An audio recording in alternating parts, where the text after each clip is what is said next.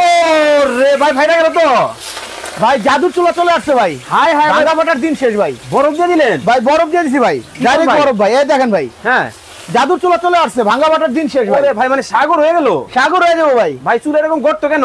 ভাই গর্ত ভাই, এখানে যে কোনো পাত্র বসানো যাবে ভাই, যে কোনো পাতেই? যে কোনো পাত্র বসানো যাবে ভাই। ভাই আমাদের চুলার মধ্যে শুনছি পানি পড়লেই নাকি ফেটে যায়, আপনি বরফ দিয়ে দিলেন? ভাই জাদুর চুলা নিয়ে আসছি ভাই, ভাঙা ফাটার দিন শেষ ভাই। আরো দিয়ে দিবেন বরফ? এই দেখেন ভাই, আরো দিবো ভাই। ওরে ভাই দেখেন, ভাই এই দেখেন, এই দেখেন কি এটা, হ্যাঁ কি দেখছেন? হ্যাঁ, এই দিলাম।